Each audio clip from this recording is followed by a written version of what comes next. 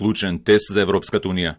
Ке најдат ли 27-те земји членки на ЕУ излез од ќорсокакот во кој се најдоа во преговорите за износот на пакетот финансиска помош за справување со економските последици од глобалната пандемија коронавирус.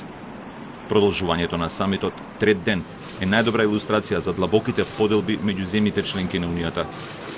Дел од земјите тврдоглаво го бранат ставот дека предложениот пакет во износ од 750 милиарди евра е премногу висок и инсистираат дека средствата треба да бидат распоредени во најголем дел како заеми, а не грантови.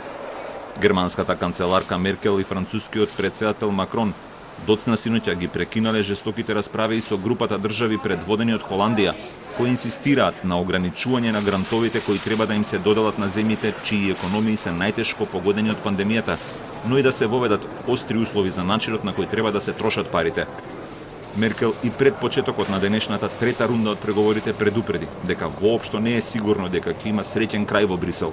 Wir gehen heute in den dritten Verhandlungstag und es ist sicherlich der entscheidende. Die verschiedenen Themen, Größe des Fonds, die Art der Steuerung und auch die Fragen der Rechtsstaatlichkeit sind jetzt gut aufgearbeitet. Ob es zu einer Lösung kommt, kann ich nach wie vor nicht sagen. Es gibt viel guten Willen, aber es gibt auch viele Positionen und so werde ich mich mit dafür einsetzen, aber es kann auch sein, dass es heute zu keinem Ergebnis kommt. Вонредниот самит под маски на Европската Унија започна во петокот со единствена тема – усвојување на 7-годишниот буџет на Европската Унија во износ од 1 трилион или 1000 милиарди евра и фондот за обнова, кој треба да им овозможи на земјите да се справат со последиците од пандемијата. Ова е прва средба очи во очи на европските лидери по воведувањето карантини и затворање на границите во март.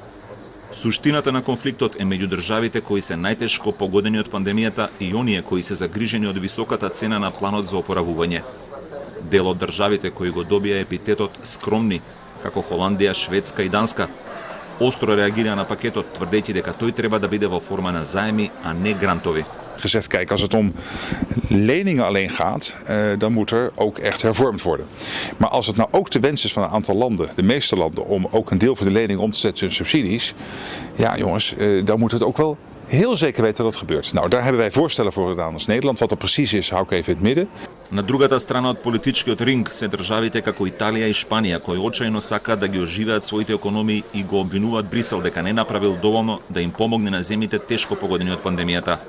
Италија пред се е меѓу државите кои први имаат тешки последици од епидемијата и досега регистрирани над 35.000 смртни случаи, еден од најцрните биланси во светот.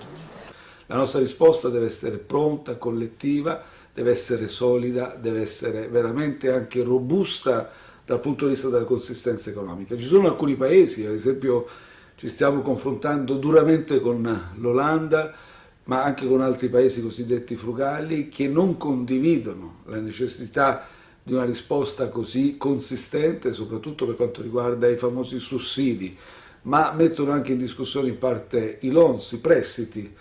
Пандемијата коронавирус и мерките без преседан воведени за нејзино запирање ја предизвикаа најголемата рецесија во историјата на Европската Унија. Истовремено, од COVID-19 досега животот го загубија и околу 135.000 граѓани на Европската Унија.